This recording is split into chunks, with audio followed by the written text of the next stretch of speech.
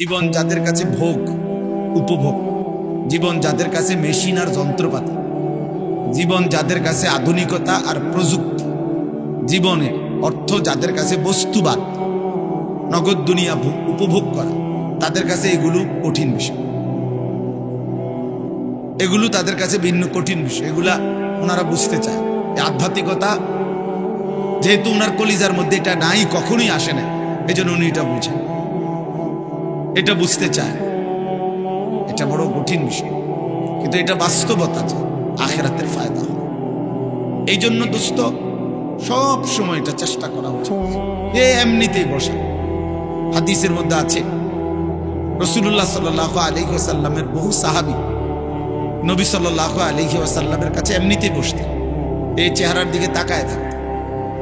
নবীজির সাথে কথা শেষ, মেহমানদারি করাইছেন।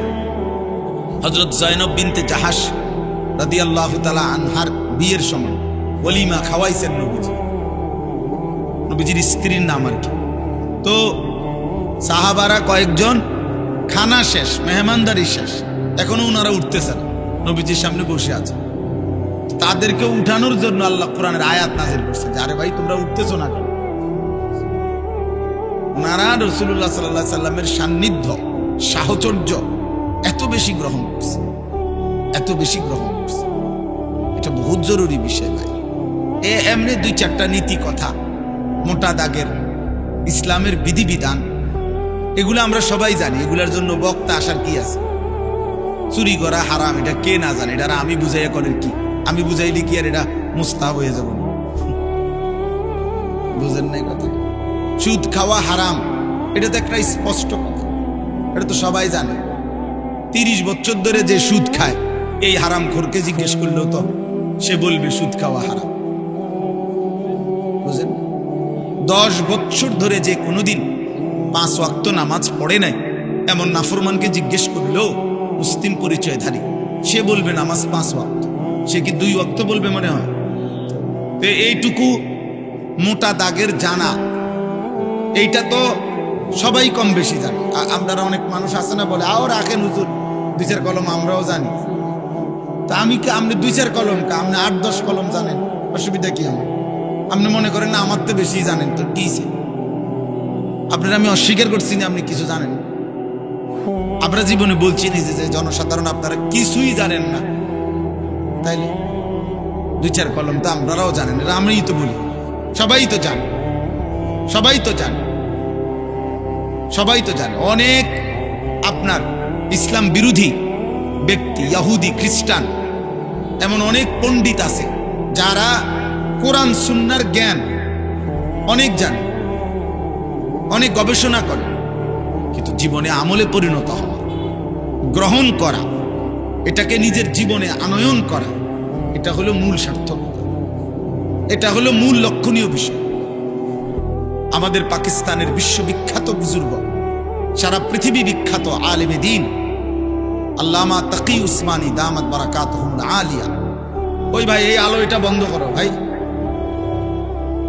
মোবাইলগুলোই বন্ধ করেন, হাতের মোবাইলগুলো নামাও ভাই, নামাও, নামাও বেটা, ফালতু কোথাকার বেটা। একটা নজর তাকাই শুনি হুজুরের দিকে, বেটা মোবাইলের দিকেই তো তাকায় আছো।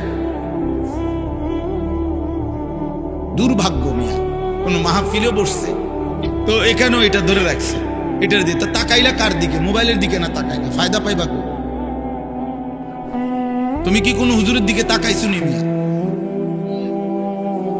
তুই তো মাঝখান দিয়ে ওয়ালে উঠাই দিলা, মাঝখানে এটা ওয়াল উঠাই দিল না তো, তারপরে তো মোবাইলের দিকেই তাকাইছিলেন, আপনি বুঝবেন কি?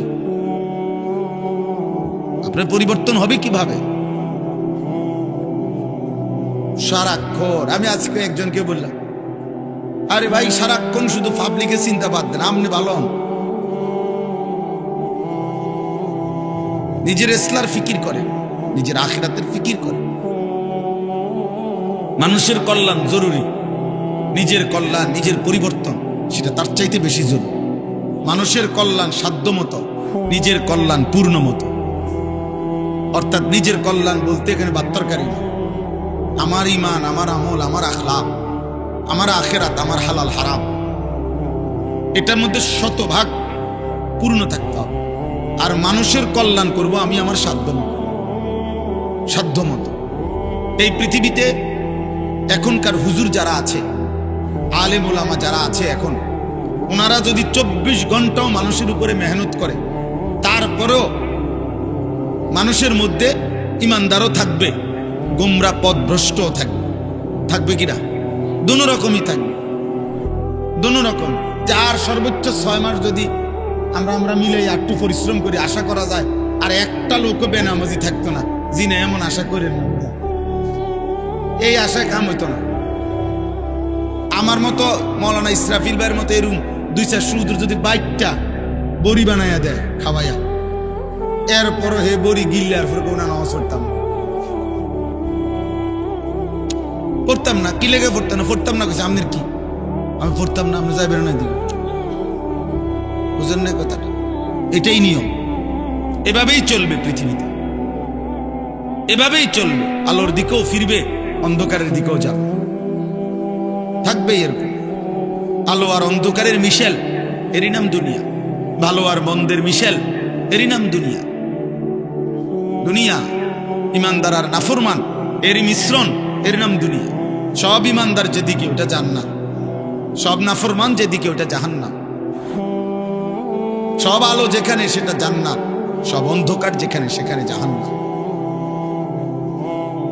এই জন্য বললাম ভাই, আমার প্রথম কথা এটা যে জিন্দেগির পরিবর্তন দরকার, জীবন বদলানো দরকার।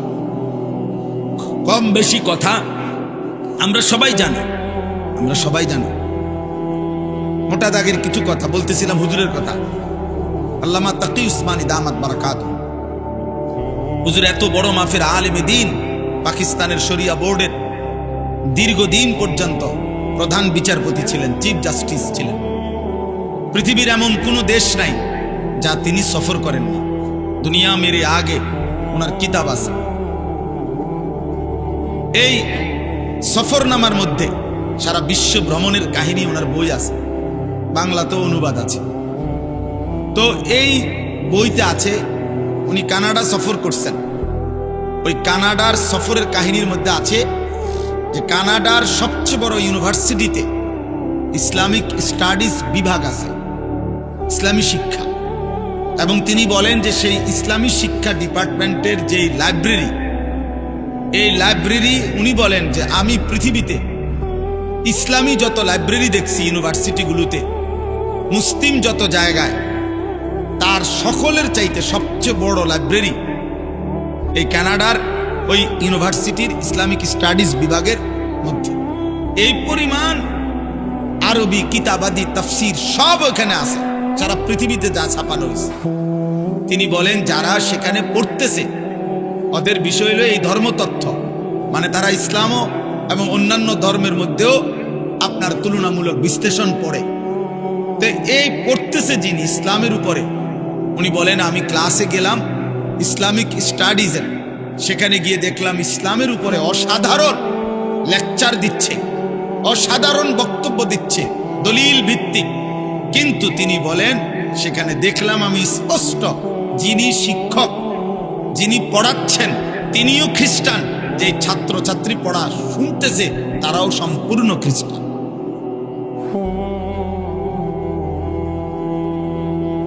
তো কি বুঝলাম দোস্ত? এটুকু ভালো কথা বলা, কিছু বক্তৃতা মারা, লেকচার দেওয়া, 4টা পয়েন্ট 5টা দলিল, কিছু দলিল ভিত্তিক তাত্ত্বিক কিছু কথা বলা, এটা তো একটা চ্যাপ্টার লিখে নিলেই হলো, এটা মুখস্থ করে নিলেই হলো। কিন্তু নিজের জীবনে বাস্তবায়ন করা এটা ভিন্ন কিছু, এটা ভিন্ন কিছু। ওইটা AI শরীফরে কইলেও আপনারা ঠিক করে দিব। অনলাইনের আপনি যে AI, আপনি ওরেও যদি বলেন যে আমি একটা লেকচার দেবো আগামীকাল সকাল 10টায় চট্টগ্রামে, আমার জন্য তুমি এটা রেডি করে দাও এই বিষয়ের উপরে, সে দেখবেন মহাজ্ঞানী, মহাজ্ঞানী, মহাজ্ঞানী। এটার উপরে সে যতক্ষণ আপনারে তথ্য দিতেই থাকবে, দিয়ে আবার লাস্টে আবার বলবো আর আমি এটা দেবো কি আপনাকে, ওইটা দেবো কি। তাইলে এতটুকু রেফারেন্স, উদ্ধৃতি, বক্তৃতা, লেকচার, চমৎকার উপস্থাপনা, দলিল ভিত্তিক কথা, এই সব কিছু এক বিষয়, আর জীবনে ঈমান আমল তৈরি করা, জিন্দেগিটা বদলানো বা এটা ভিন্ন বিষয়। আমাদের মিশরের একজন বিশ্ববিখ্যাত ইসলামী স্কলার, চিন্তাবিদ, গবেষক এবং অনেক বড় বুজুর্গ একজন মানুষ আছেন, যিনি একাধারে ডাক্তার এবং একজন ইসলামী চিন্তাবিদ, ডক্টর রাগিব সারজানি। উনি বলছেন, ওনার একটা বই আছে, এই বইটার বাংলা অনুবাদ হয়েছে ফজর আর করব না কাজা, বইটার নাম। এই বইটা আছে, উনি বলেন আমি ওনার অঞ্চলে এক জায়গায়, যে আমি একজন লেকচারারের ইসলামের উপরে এবং চমৎকার লেকচার শুনছি একটা সেমিনারে গিয়ে, যে আমরা অতিথি ছিলাম, উনিও আমরাও। তো ওই অতিথি হিসাবে 3 দিন পর্যন্ত আমরা ওইখানে ছিলাম। ওনার লেকচারে আমি মুগ্ধ হয়েছি, কিন্তু 3 দিন পর পর ফজরের নামাজ তিনি বলেন আমি মসজিদের জামাতে পড়ছি, কিন্তু ওই ভদ্রলোককে, যিনি চমৎকার ইসলামের উপরে তাত্ত্বিক দলিল ভিত্তিক এমন হৃদয়গ্রাহী বক্তব্য দিছেন, কিন্তু আমি 3 দিনের একদিনও ফজরের নামাজের জামাতে ওনাকে দেখি নাই। 3য় দিন পরে 4র্থ দিন আমি ওনার কাছে গিয়ে ভাবছি উনি কোনো অসুস্থ কিনা, শারীরিকভাবে কোনো পেরেশানি আছে কিনা। এজন্য বলছি যে দেখা করতে গেছে, দেখা করতে গিয়ে এরপরে ওনাকে বলছি, হযরত জনাব আপনি নিশ্চয়ই কোনো পেরেশানিতে আছেন বা অসুস্থতায় আছেন, আপনাকে ফজরের নামাজে পরপর 3 দিন দেখলাম না, এই জন্য আপনার খোঁজ দিতে আসছি। তখন উনি বলছেন ওই ডাক্তার সাহেবকে, আসলে ডাক্তার সাহেব আমাকে তো প্রতিদিন অনেকগুলো প্রোগ্রামে যেতে হয়, রাত গভীর পর্যন্ত আমাকে জাগতে হয়, জানিনি তো আল্লাহ গাফুরুর রহিম। মানে কি আল্লাহ গাফুরুর রহিম? মানে ফজরের নামাজ পড়ে না, বোঝেন নাই কথাটা? ফজরের নামাজ কি পড়ে না, কি বুঝাইল? এই জন্য বুঝাইছে আর কি যে আল্লাহ গাফুরুর রহিম, আল্লাহ ওনার মাফ করবে। আল্লাহ ওনারে বলছে যে তোমার ব্যাপারটা আলাদা, তোমার তো আমি চিনি, আলাদা, তুমি একজন বিশিষ্ট লেকচারার, তো তুমি বাদ দাও, তোমারটা আলাদা।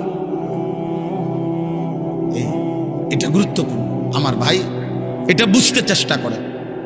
প্রতিটা ওয়াজ, প্রতিটা মাহফিল, আপনারা অনেক সময় বলেন যে হুজুররা কেবল আসমানের উপরের কথা, কবরের কথা, আখেরাতের কথা আর মাটির তলের কথা নিয়ে ব্যস্ত হয়ে আছে। আরে ভাইয়া, এটুকু ব্যস্ততাই তো অনেকের মধ্যে নাই, বাকি ব্যস্ততা তো আছে।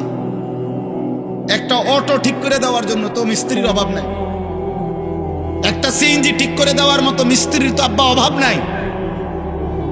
একটা কৃষক যে তরকারি করে, আমার বাসার পাশে ফুলকপি, পাতাকপি যে লাগায়, আমি তাকে দেখছি বহুদিন, তার কাছে প্রায় দিন আপনার প্রাইভেট কার দিয়া অফিসাররা, এই যে কৃষি বিভিন্ন অফিসার, বিভিন্ন কোম্পানির লোক, একদম স্যুট বুট টাই পরা, তার ক্ষেতের কাছে গিয়া তারে বুঝায় এই সারের দূর, ওইটা উদ্দূর, ওইটা উদ্দূর। ফুলকপি পাতাকপি বুঝানোর মতো লোকের তো অভাব নাই। আপনি কি বুঝতে চান? দুনিয়া তো দুনিয়া বুঝানোর মতো লোকের তো অভাব নাই বাবা, কিন্তু আখেরাত বুঝানোর মতো, জীবনটা বদলে দেওয়ার মতো, আখেরাতের দিকে জীবন ফিরায় দেওয়ার মতো এটুকু মানুষের তো বড় অভাব। যে কয়জন আছে, এই কয়জনকেও যদি আপনারা বিদ্রুপ করে এই রাস্তার থেকে সরায় দেন, তো আখেরাত চিনাবে কি? আল্লাহ চিনাবে কে? তাই আখেরাত চিনাবে কে বাপ? এটা বোঝা দরকার আমার ভাই, একথা স্পষ্ট বুঝবেন। প্রতিটা বিবেকবান নওজোয়ান ভাই, তোমরাও বাবারাও একথা বুঝবেন। এই কোরআন সুন্নাহর ইলম আর দুনিয়ার সমস্ত জেনারেল ইলম, এই জেনারেল শিক্ষার যত পড়া আর এই কোরআন সুন্নাহর পড়ার একটা মৌলিক পার্থক্য হলো, জেনারেল শিক্ষার সমস্ত পড়ার মূল টার্গেট এই দুনিয়ার আয়োজন, দুনিয়ার জীবন উপভোগ করার জন্য যত অত্যাধুনিক, যত প্রযুক্তি, যত সহজকরণ, যত আধুনিকায়ন হইতে পারে, এটা হলো জেনারেল শিক্ষার মূল মাকসাদ। আর খোদার কসম, কোরআন সুন্নাহর শিক্ষার মূল মাকসাদ আখিরাতের আয়োজন। এখানেই তফাৎ, এখানেই তফাৎ। আপনি আমগরে দুর্বল ভাইবেন না। আমার বিষয়ের উপরে আমি পড়ি, আমি আপনার বিষয় কেমনে বুঝতাম? আপনি যে আমার বিষয় বুঝেন না, কথা বুঝেন নাই। এখানে মৌলিক পার্থক্য। ভোগের এই দুনিয়া যত আধুনিক, যত মজাদার ভাবে জীবন উপভোগ করা যায়, এটা হলো বস্তুবাদী দুনিয়ার, এই আধুনিক দুনিয়ার স্লোগান। গোটা ইউরোপের সমস্ত পড়ালেখা, গোটা ইউরোপের সমস্ত মেশিনারি, সমস্ত গবেষণার সবকিছুই হলো এই প্রথম আসমানের নিচে মাটির উপরের এটুকু আয়োজন। আর কোরআন সুন্নাহর মূল আয়োজন আখিরাতের আয়োজন। এখানেই মৌলিকত্ব, পার্থক্য। এই জন্য এক হবে না কোনোদিনও, কোনোদিনও না। ইসরাফিলের ফু পর্যন্ত কোনোদিনও না। আপনি পদার্থ জীববিজ্ঞানের শতভাগ কোরআনের মতো বানাইতে পারতেন না, আর কোরআন সুন্নাহর ইলমকে আপনি পদার্থ জীববিজ্ঞান বানাইতে পারতেন না। এখানে মৌলিকত্ব ভিন্ন, এখানে চিন্তাধারাটাই ভিন্ন।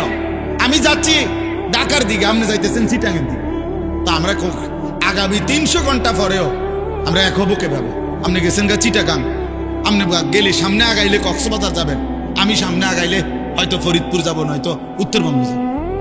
আমরা তো দুইজন চলছি দুই দিকে, দুইজন চলছি দুই দিকে। এরপরে দেখেন জীবন, দুনিয়া, এই দুনিয়ার সব কিছু আল্লাহ সৃষ্টি করেছেন, আল্লাহ সৃষ্টি করেছেন। আবার আখিরাত আল্লাহই বলেছেন। কিন্তু কোরআন এবং সুন্নাহর মধ্যে শত শত আয়াত, নবীজির শত শত হাদিসের মধ্যে দুনিয়া এবং দুনিয়ার জীবনটাকে আল্লাহ তাআলা এবং তার নবী সাল্লাল্লাহু আলাইহি সাল্লাম একদম তুচ্ছ, হেয়, হীন করে তুলে ধরেছেন। কোরআন দুনিয়াকে একদম তুচ্ছ করে তুলে ধরছে, আখিরাতকে অনেক মহান করে তুলে ধরছে। রাসূলুল্লাহ সাল্লাল্লাহু আলাইহি সাল্লামের হাদিস দুনিয়াকে একদম তুচ্ছ করে তুলে ধরছে, আখিরাতকে অনেক মহান করে তুলে ধরছে। আল্লাহ তাআলা কোরআনুল কারীমের মধ্যে বলছে, ওমা হাযিহিল হায়াতুদ দুনিয়া ইল্লা লাহবুন ওয়া লাইব। এই কথাটা কোরআনে বারবার আছে। আল্লাহ বলছে, বান্দা শোনো, দুনিয়ার জীবন আর কিছুই নয়, শুধুই তামাশা, শুধুই খেলাধুলা। তামাশা, তামাশা। এই বিল্ডিং 10 তলা, তামাশা। 80 লাখ টাকার গাড়ি, তামাশা, তামাশা। 10টা ফ্যাক্টরি, তামাশা, তামাশা। সাজগুজ, এই ফ্যাশন, এই রূপচর্চা। হায় নওজোয়ান, তুমি তোমার দেহ চর্চা করছো, কতভাবে চুল ফিরাইলা, কত প্রসাধনী ব্যবহার করলা, নিজের শরীরের ফিটনেস ধরে রাখার জন্য কত আয়োজনই করলা। আল্লাহর কসম নওজোয়ান, সেদিন খুব সামনে, যেদিন তোমার দেহের প্রতিটা অঙ্গ তোমার বিরুদ্ধে সাক্ষ্য দেবে। ওয়াশাহিদা আলাইহিম সামউহুম ওয়া আবসারুহুম ওয়া জুলুদুহুম। আল্লাহ বলেন, কান, চোখ, ও জুলুদ মানে সমস্ত চামড়া, সারা দেহের চামড়া। আল্লাহ তাআলা বলছে, বান্দা তোমাদের কর্মকাণ্ড সম্পর্কে আমি আল্লাহর সামনে সাক্ষ্য দেব, সাক্ষ্য দেবে। আল্লাহ তাআলা বলছে, ইন্নামা বাগিয়ুকুম আলা আনফুসিকুম। এই বান্দা, তোমরা যে প্রতিনিয়ত আমার রাস্তা ছেড়ে উল্টো পথে চলছো, বাগিয়ুন, সীমা লঙ্ঘন করছো আমার হুকুমের সাথে, তো মনে রেখো এটা প্রত্যেকটাই তোমাদের উপরেই বর্তাবে, আমার উপরে না। মান ছোট হবে না, আমার জমিন ছোট হবে, আমার সূর্য বন্ধ হবে না, আমার চাঁদ ছোট হবে না। তোমরা সবাই নাফরমানি করলেও আসমান ছোট হয় না, আমার জমিন সংকুচিত হবে না। তোমার বিরুদ্ধে যাবে, আলা আনফুসিকুম, তোমাদের বিরুদ্ধে। তোমার চুরি তোমার বিরুদ্ধে দাঁড়াবে, তোমার জিনা তোমার বিরুদ্ধে দাঁড়াবে, তোমার নর্তকী দেখা তোমার বিরুদ্ধে দাঁড়াবে, তোমার সুদের একটা একটা টাকা তোমার বিরুদ্ধে বলবে। ইন্নামা বাগিয়ুকুম আলা আনফুসিকুম। আল্লাহ তাআলা বলছে, কুল বিতামাত্তা, কুল তামাত্তা বিকুফরিকা কালিলা। বান্দা, তুমি তোমার নাফরমানি নিয়ে অল্প কয়টা দিন দুনিয়া ভোগ করো, আমি তোমারে বুঝাবো, আমি তোমারে বুঝাবো। অল্প, কালিলা। দুনিয়াকে আল্লাহ তুচ্ছ করে দিয়েছে। কুল মা ইনদাল্লাহি খায়রুম মিনাল লাহবি ওয়া মিনাত তিজারা। একটা উদাহরণ শুধু শুনেন। সাহাবায়ে কেরাম জুমার নামাজের দিন রাসূলুল্লাহ সাল্লাল্লাহু আলাইহি সাল্লামের প্রথম জামানায় জুমার নামাজের পরে খুতবা হইতো। এখন জুমার খুতবা হয় কখন? কথা বলেন না। ঈদের নামাজের খুতবা হয় কখন? আগে জুমার খুতবাও এরকম পরে হইতো। নবীজির জামানায় প্রথম বিধান ছিলাম, পরে আল্লাহর হুকুমে আবার বদলাইছে হুকুম। তো একদিন জুমার নামাজ নবীজি আদায় করে ফেলছে, জুমার নামাজ শেষ, এখন নবীজি সাল্লাল্লাহু আলাইহি ওয়াসাল্লাম খুতবা দিতে দাঁড়াইছে। ঠিক এই টাইমে মদিনার বাজারে পাইকার ব্যবসায়ীদের যে পাইকারি মাল দেয়, এই পাইকার আসছে। তখনকার যুগে এই পাইকার আসলে মানে বাঁশি দিয়া ফু দিত। তো এই নির্দিষ্ট এই ফু এটা শুনলে, আমরাও ছোটবেলায় বাঁশি শুনলে বা এমনি টুংটুং শুনলে বুঝলাম আইসক্রিম আসছে, বুঝছেন না?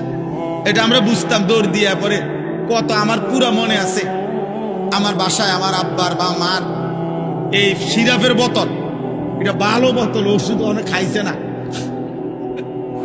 এটা কোনা দিয়া ফালাই দিয়া সিরাপ আইসক্রিম খাইলেছি বোতল দিয়া।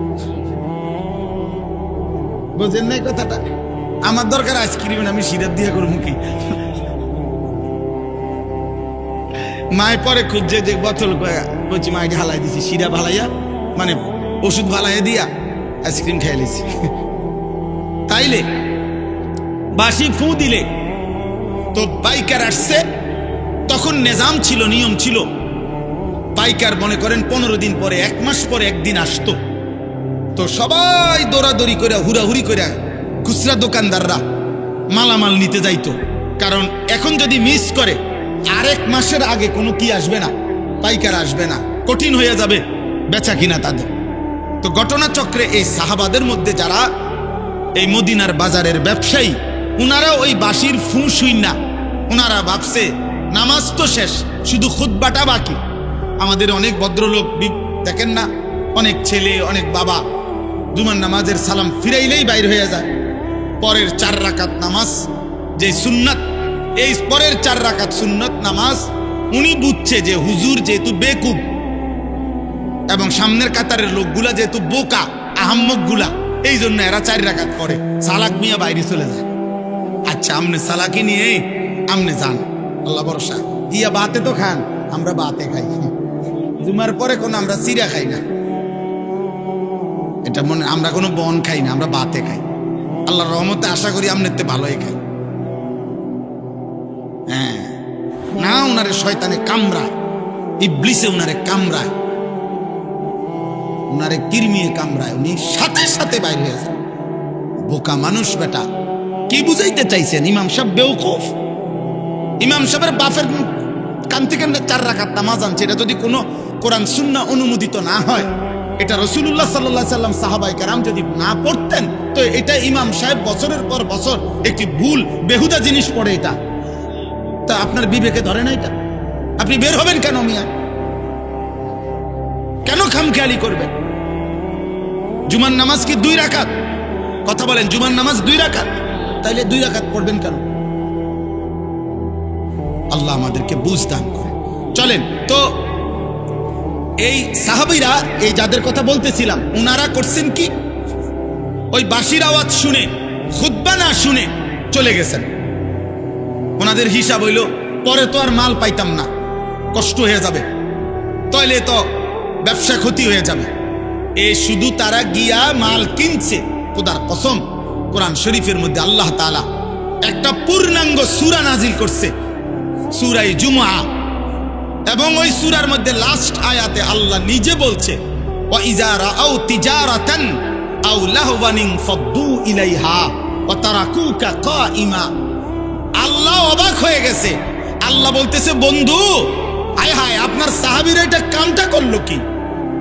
তারা তাদের এই ব্যবসা, এই কথার সাথে আল্লাহ একটা শব্দ ব্যবহার করছে, আও লাহওয়ান, তারা তাদের এই ফালতু দুনিয়ার জন্য আপনার এই খুতবা ছেড়ে দিল আর আপনাকে দাঁড়ানো অবস্থায় রেখে চলে গেল। হায় হায়, কামটা করলো কি? কাজটা করলো কি? এরা গেল কেন? আল্লাহ রীতিমতো অবাক হয়ে গেছে। মহান আল্লাহ বলেন, বন্ধু কাজটা করলো কি? ও তারাকুকা কাইমা, আপনাকে খুতবা অবস্থায় রেখে চলে গেল। কিসের জন্য গেল? ব্যবসা? আও লাহওয়ান, এই তামসা। এই আল্লাহ বলছে তামাশা। সাহাবায়ে কেরাম ফুটবল খেলতে গেছিল, কথা বলে না। সাহাবাই কেরাম ফুটবল খেলতে গেছিল, সাহাবাই কেরাম মোবাইল টিপতে গেছিল, আপনার মনে হয় এটা? সাহাবাই কেরাম কোনো ফালতু কাজে গেছিল, বিয়ের দাওয়াতে গেছিল? তাইলে হালাল ব্যবসা, এমনও তো না হারাম ব্যবসা, এটা ওনাদের হালাল ব্যবসার কাজে গেছে। আল্লাহ তাআলা বলছে হায় হায় হায় হায়, করলা কি? খুতবা ছেড়ে দিয়ে, রসুলের জবান থেকে খুতবা শোনা বন্ধ করে দিয়ে তোমরা তোমাদের এই তামাশায় চলে গেলা, তোমাদের ব্যবসা করতে চলে গেলা। এবার আল্লাহ বলেন, কুল, হে নবী আপনি বলে দেন ওদেরকে, মা ইনদাল্লাহ খায়রুম মিনাল লাহবি ওয়া মিনাত তিজারা। এই খুতবা শুনলে তোমরা যেই নেকি আল্লাহর কাছ থেকে পাইতা, আল্লাহ বলে খোদার কসম বান্দা, তোমাদের এই হাজার লক্ষ কোটির ব্যবসা এবং তামাম দুনিয়ার এই তামসার চাইতে খুতবার দ্বারা আল্লাহ যা দিত তা অনেক ঊর্ধ্বে, অনেক ঊর্ধ্বে, অনেক ঊর্ধ্বে।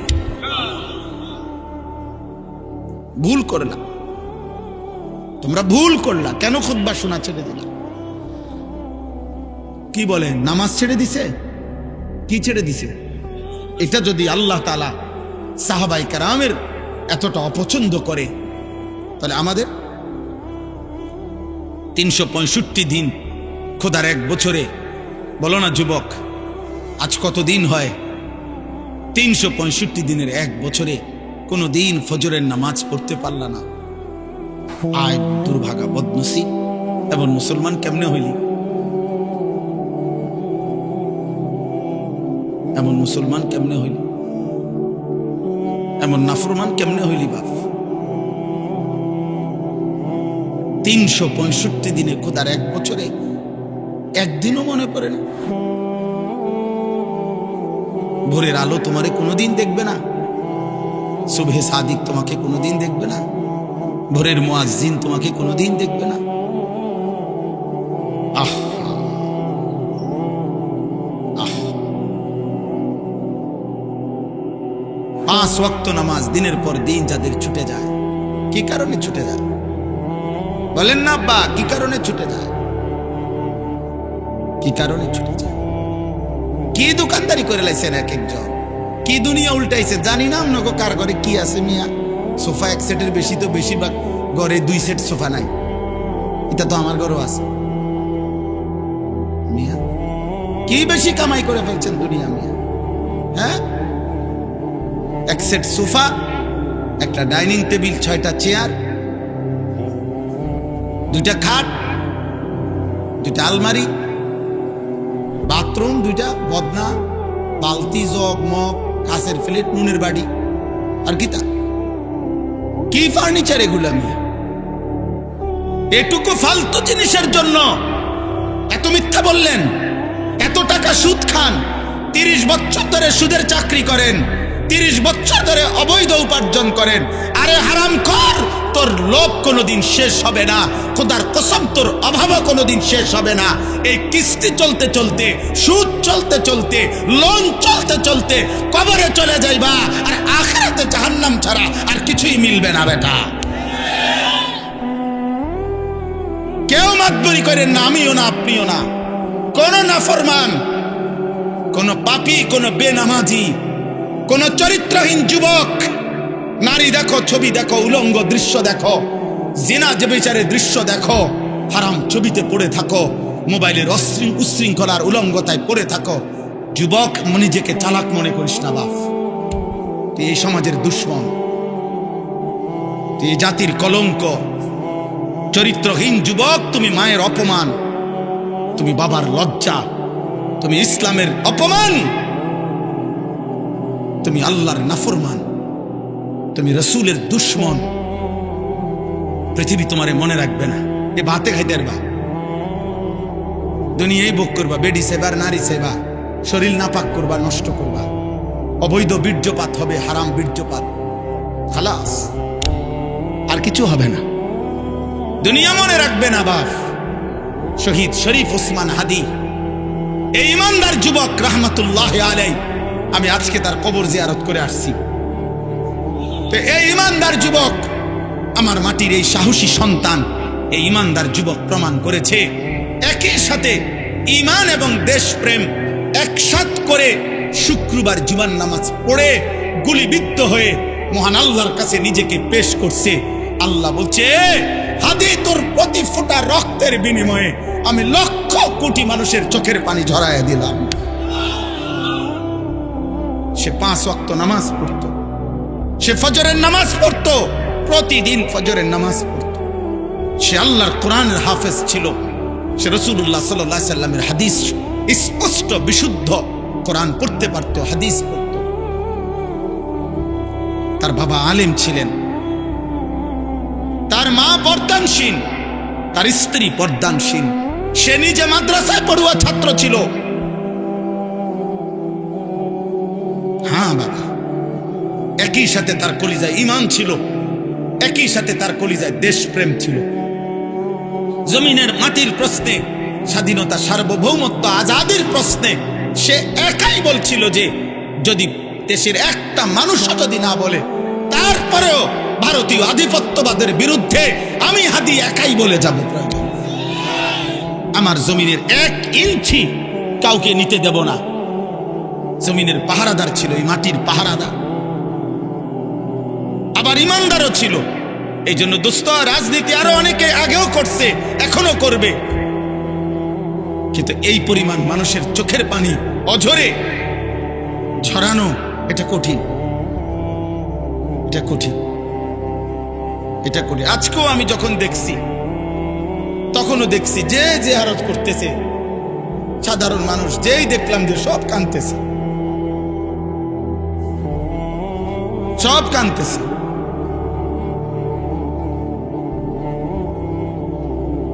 এজন্য কিশোর ভাই, যুবক, নওজোয়ান, মরলে এমন মরাই মইর। কত হাফেজ, কত আলেম, কত মুফতি, কত মুহাদ্দিস, কত পীর, কত বুজুর্গ, কত আউলিয়া, কত হাফেজে কোরআন, কত 90 বছরের বুড়া মানুষ, 4 বছরের বাচ্চা মানুষ, সবাই চোখ দিয়ে আল্লাহ তার জন্য পানি ঝরাইছে। প্রতিটা চোখের পানি তার জন্য দোয়া না? কথা বলেন না কেন? প্রতি ফোঁটা চোখের পানি তার জন্য দোয়া না? তাইলে এমন একটা মরণ তুমি মরো, যে মরণে দেশ কাঁদবে, মাটি কাঁদবে, যে মরণে কোটি মানুষের চোখের পানি ঝরবে। ঈমান এবং দেশপ্রেম একসাথ করছে, সে একসাথ করেছে। মাতৃভূমির প্রতিও তার অগাধ ভালোবাসা ছিল। ঈমানের প্রশ্ন, সে আল্লাহ তাআলার আনুগত্যশীল বান্দা ছিল। আলহামদুলিল্লাহ, আল্লাহ তার কবরকে নূরে নূরে মুনাফফার করে দেন। আল্লাহ তাআলা আমার উসমান হাদি রাহমাতুল্লাহ আলাইহি এই সন্তানের প্রতি ফোঁটা রক্তের বিনিময়ে আল্লাহ লাখো কোটি যুবক তৈরি করে দেন, এবং এটা হবে ইনশাআল্লাহ, এটা হবে, এটাই হবে ইনশাআল্লাহ।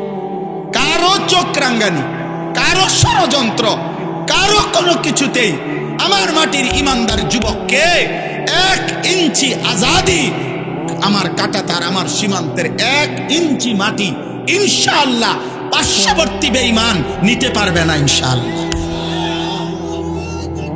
এটাই সত্য, কোনো সন্দেহ নাই। মনে রাখো যুবক, তুমি প্রয়োজনে লড়বা না, কিন্তু ইমানদার যুবক লড়বে, তুমি দেখো। এজন্য তোমরা, আমি অনুরোধ করছি, কিশোর যুবক ছেলেরা, নারী দেখতে দেখতে, ছবি দেখতে দেখতে, উলঙ্গ দৃশ্য দেখতে দেখতে, আরে বেটা, চটপটি খাইতে খাইতে 8 ঘন্টা শেষ করিস না বেটা। একটা চটপটি খাইছে বেটা, বন্ধুদের সাথে আড্ডা দিছে 8 ঘন্টা। এই 8 ঘন্টা কি করছে অপদার্থ বলতে পারবে না কি করছে। কিরে ভাই, কি করছে? তখন আড্ডা দিছে। আর কি আড্ডা দিছ? আড্ডা দিছে, নারী দেখছি, মোবাইলে ছবি দেখছি, তার ফাঁসাত লাথি দিছি, তার শার্ট টাইনা ধরছে, তারে ঘুষি দিয়া লাইছে, ওই তোর চুল ধরে টান মারছে। কি রে এরম করস? আমরা ফ্রেন্ড, তো ফ্রেন্ডে বুঝি আরেক ফ্রেন্ডরে লাথি দেয়। তো দুইটাই তো অপদার্থ ফ্রেন্ড, দুটাই তো প্লাস্টিক।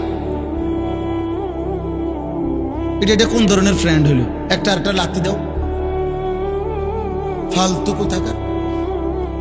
তাহলে বলেন মিয়া, জীবন মানে শুধু দুনিয়া উপভোগ করা?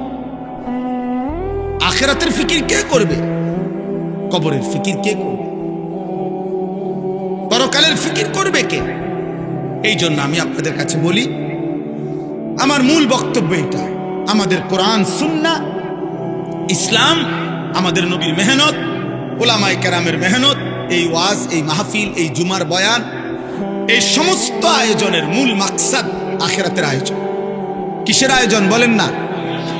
আল্লাহ তাআলা দুনিয়াকে তুচ্ছ করে ধরছে, বলছে লাহবুন, তামাশা তামাশা। সাহাবাদেরকে বলছে, সাহাবারা হালাল ব্যবসার মাল কিনতে গেছে, আল্লাহ বলছে তামসাদ গেলাকা। অথচ আসলে কি তামসা এটা? কিন্তু আল্লাহ তাআলা সাহাবাদেরকে বলছে যে তামসাদ গেলা কেন খুতবা ছেড়ে।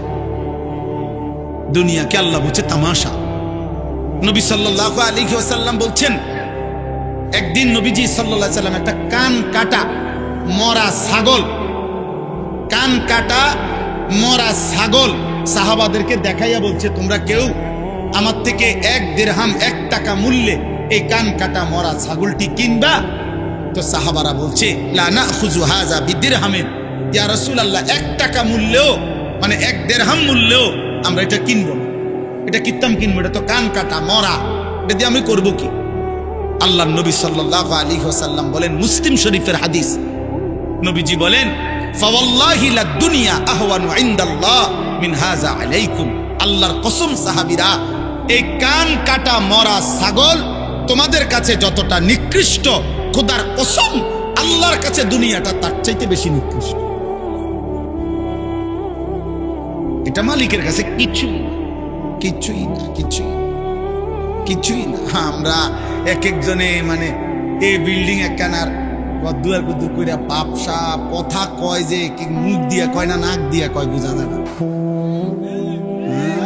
মাতবুরি কয়। কি বিল্ডিং করছেন মিয়া? 6 তলা বিল্ডিং। ইউরোপ আমেরিকার মধ্যে 6 তলা বিল্ডিং এর মধ্যে তো ছাগলও ফালে না। দেখেন মিয়া কি আমি এই 70-80 লাখ টাকা দামের এসব প্রাইভেট কার দিয়া জাপানে ঘাস টানে। আপনি জিজ্ঞাসা করেন, আমি জিজ্ঞাইছি, ছাগলের ঘাস টানে, ঘাস টানে। এরা কয়েকদিন সালাই দিয়ে হালাই দিলে এরপরে আমরা দেশে কই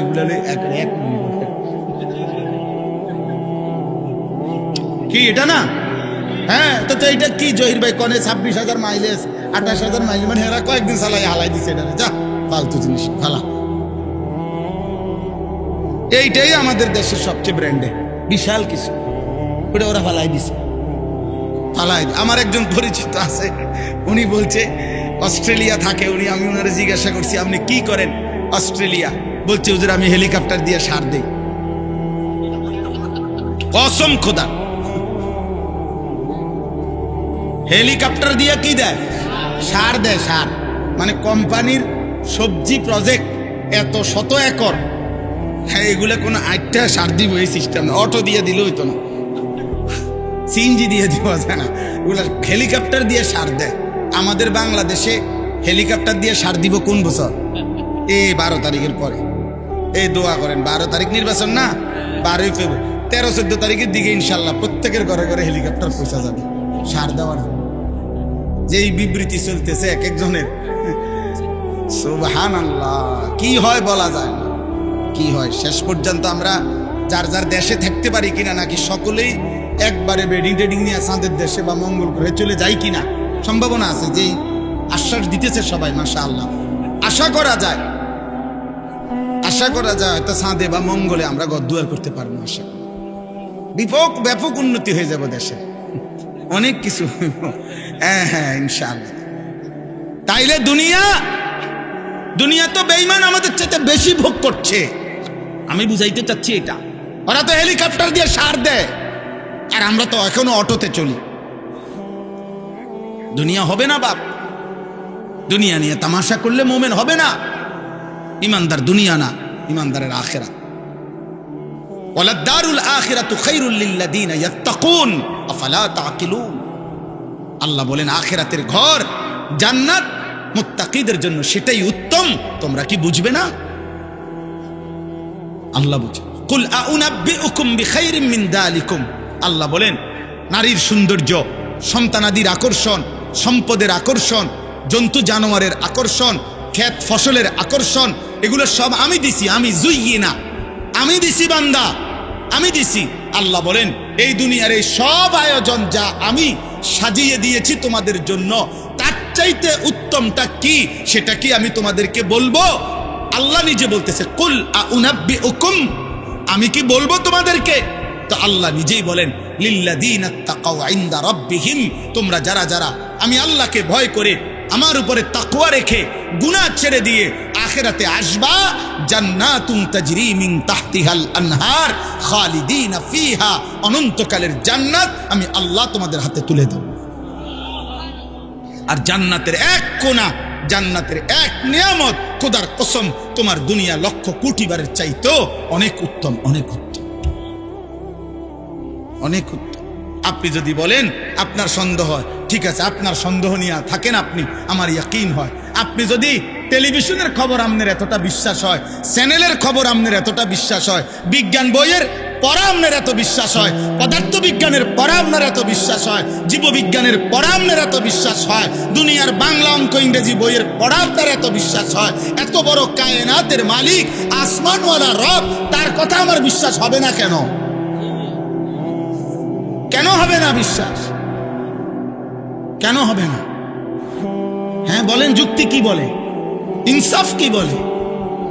কোরআনের কথা বিশ্বাস হবে না কোন যুক্তিতে? কেন? কারণটা কি? আপনার কাছে কি কারণ আছে বলেন, যে কারণে আপনি আস্থা রাখতে পারতেছেন না? রাসূলুল্লাহ সাল্লাল্লাহু আলাইহি সাল্লামের কথার উপরে আপনার আস্থা হচ্ছে না কেন বলেন?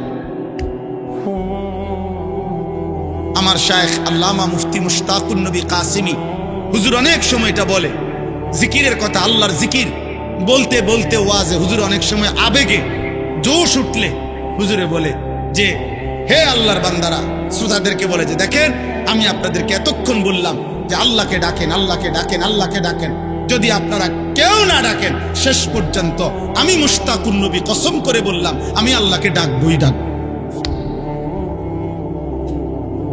ঠিক তেমনি ভাবে আপনারা হাজারবার প্রত্যাখ্যান করেন, নওজোয়ান ভাই তুমি আল্লাহকে ছেড়ে দাও, বাকি মনে রাখো যাকে ছেড়ে দিছো ও চিরেই তুমি তার কাছেই যেত। হ্যাঁ, নিশ্চিত, নিশ্চিত, কোনো সন্দেহ। আল্লাহ আমাদেরকে তৌফিক দান করেন, আল্লাহ আমাদেরকে কবুল করেন।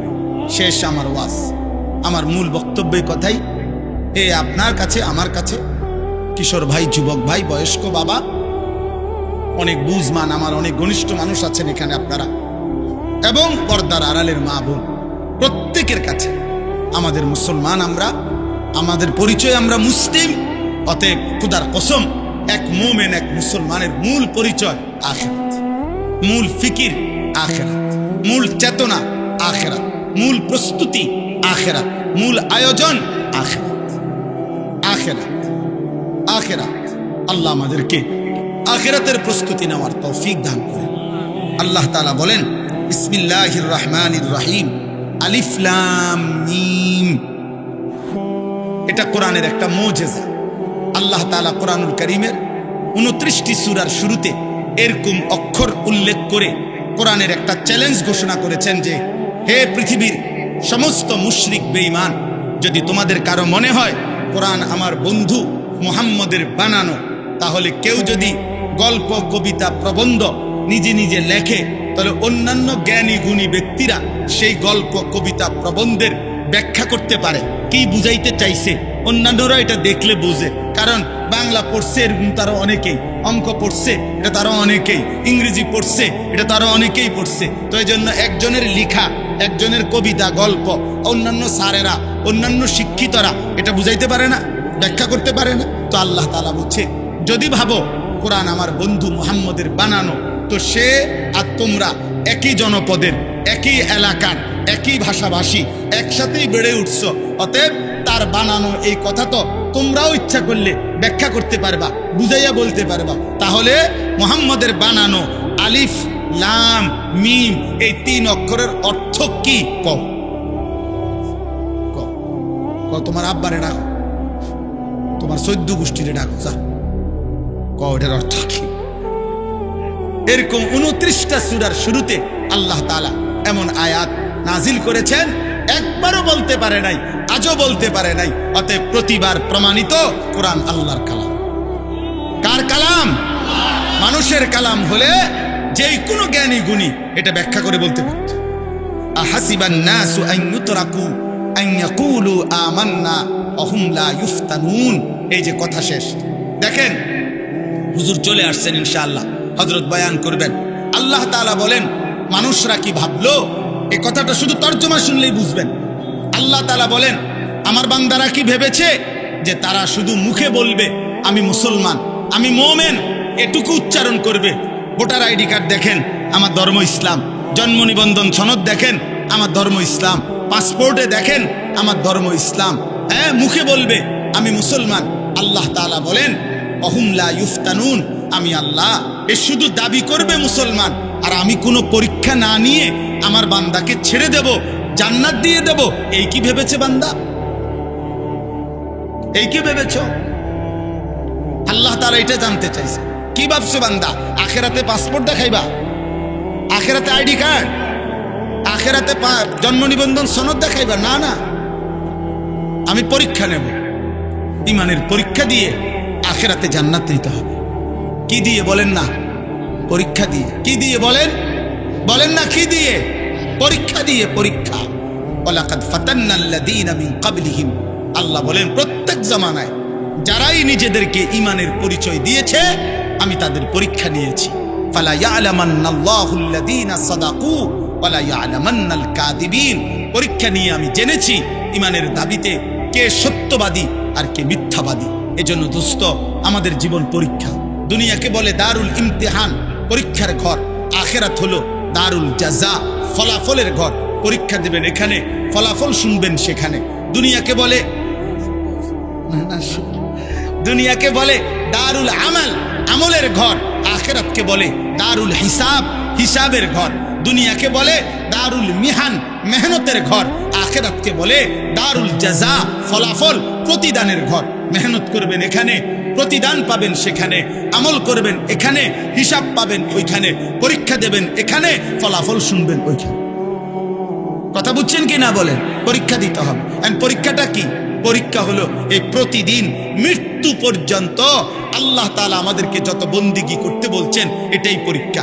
প্রত্যেকটা ইবাদত এটাই পরীক্ষা। প্রতিটা গুনাহ ছেড়ে দেওয়া এটাই পরীক্ষা। প্রতিটা আদেশ পালন করা এটাই পরীক্ষা। প্রতিবার নামাজের ওয়াক্ত হয় এটাই পরীক্ষা। সেজদা দিচ্ছেন না ছেড়ে দিচ্ছেন। প্রতি বছর পরীক্ষা, যাকাত দিচ্ছেন না ছেড়ে দিচ্ছেন। প্রতি রমজান পরীক্ষা, রোজা রাখছেন না নাকি রাখছেন না। টাকা সামনে, উপার্জন সামনে, পরীক্ষা হালাল উপার্জন করছেন না হারাম উপার্জন করছেন। খাবার সামনে, পরীক্ষা হালাল খাবার খাচ্ছেন নাকি হারাম খাবার খাচ্ছেন। নারী সামনে, পরীক্ষা হা করে তাকাইয়া আছেন নাকি চোখ নামায় রাখছেন। প্রত্যেক গুনার মুহূর্তে ছেড়ে দেওয়ার পরীক্ষা, প্রত্যেক আদেশের মুহূর্তে পালন করার পরীক্ষা। বুঝাইতে পারলাম? কথা বলেন না, বুঝলেন? পরীক্ষা দিতে হবে দোস্ত, পরীক্ষা দিতে হবে। ওই ইমাম সাবরে, ইসরাফিল বাইরে আর আব্দুল কাদের ইসলাই বাইরে ফাঁকে ফাঁকে টাকা 200 দিয়ে বেচতে যাইবেন। কিতা ঘটনা কি? না, অনেক বড় লোক, অনেক ধনাঢ্য ব্যক্তি, অপ্রিয় সত্য কথা বললাম, অনেক ধনাঢ্য ব্যক্তির ফিকির হইল আখেরাত মানে শুধু দান সদকা। নিয়ত দুর্গেছে, আখেরাত মানে দান সদকা। জীবনভর প্রতিদিন সুদ খায়, সুদের লেনদেন, সুদের উপার্জন। এলাকায় একটা এতিমখানা দিছি, 60 জন এতিম ডেইলি খায়। এই যে বেহেস্তের বুঝ করে রাখছে এলাকা। হ্যাঁ, ব্যস্ত ওই যে এলাকায় যে 60 জন এতিম খায়, যে ওইটাই আখেরাত। এই 60 জন এতিমের কান্দে করে ব্যস্ত যাবে। এতিম তো আপনার এত পয়সাওয়ালার সাফে সমান হয়ে যাবে। না না, দান সদকা একটি আমল। কথা বলেন, দান সদকা কি? দান সদকার অনেক নেকি। কিন্তু আপনি বলেন, কেউ যদি আজকের দিনে 100 কোটি টাকাও দান করে, কিন্তু আজকের মাগরিবের নামাজ যার ছুটে গেছে, আজকের এশার নামাজ ছুটে গেছে, তো এই 100 কোটি টাকা দানের বিনিময়ে আজকের মাগরিবের নামাজের কাফফারা হবে তো? এশার নামাজের কাফফারা হবে তো আব্বা? তো তাইলে এই জন্য আল্লাহ তাআলা বলেন বান্দা পরীক্ষা দিতে হবে। পরীক্ষা, প্রত্যেকটি আদেশ পালন করার পরীক্ষা, প্রত্যেকটি নিষেধ ছেড়ে দেওয়ার পরীক্ষা। এই পরীক্ষায় উত্তীর্ণ হয়ে জান্নাতে যেতে হবে। জান্নাত মামুলি না। জান্নাত 2টা রুম আর একটা বারান্দা না। সবচেয়ে ছোট জান্নাত 10 দুনিয়া বরাবর। আপনি এটাকে মামুলি মনে করছেন কেন? আখিরাত মামুলি না, হাসরের মাঠ মামুলি না, না বা মামুলি না। হাসরের মাঠ মসজিদে 4টা ফ্যান দেওয়া না, 3-4-12,000 টাকা দিয়ে জান্নাত না, এত কম না। 2 কাতার টাইলসের টাকা দিছেন, আপনি বেহেশতে যাবেন না, হবে না। এটা একটা আমল, নেকি হবে, সওয়াব হবে, কিন্তু বাকি আমলগুলোর হিসাব দিতে হবে। আম হাসিবাল্লাযীনা ইয়ামালুনা আস-সাইয়্যাতি আন ইয়াসবিকুনা সাআ মা ইয়াহকুমুন।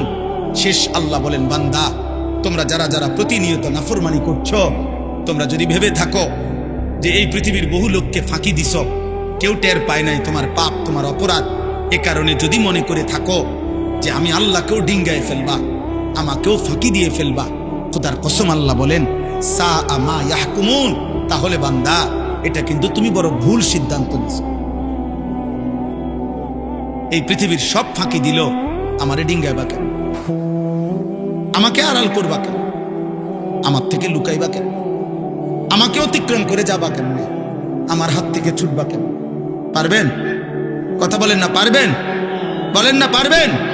হ্যাঁ যুবক ভাই, অতএব নওজোয়ান, রাত 2টায় পৃথিবী ঘুমায়, কিন্তু আসমানওয়ালা রব ঘুমায় না। 2টা বাজে, তুমি ভাবছো কেউ জেগে নাই, এই জন্য মোবাইলে উলঙ্গ ছবি দেখো।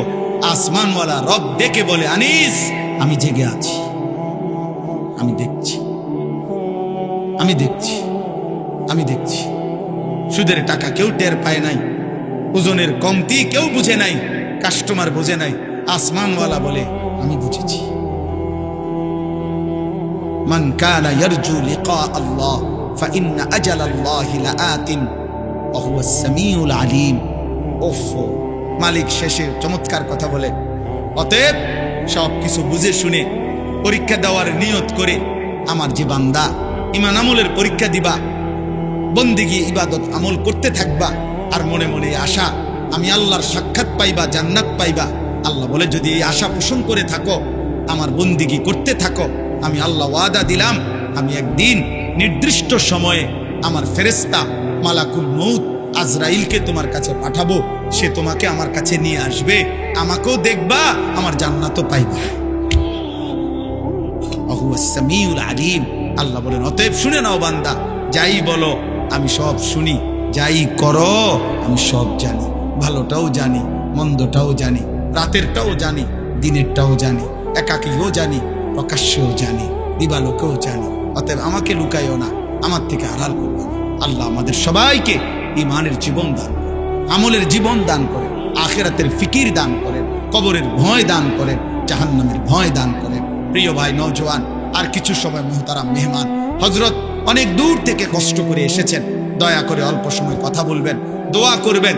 সবার কাছে অনুরোধ, নওজোয়ান ভাই তোমরা আসছো কষ্ট করে, একান্ত কারো কোনো জরুরত না হলে আমি হাত জোড় করে অনুরোধ করে বলছি, সবাই মহব্বতের সাথে বসে শুনলে, এক আল্লাহওয়ালার কাছ থেকে দোয়া নিয়ে গেলে বরকত হবে।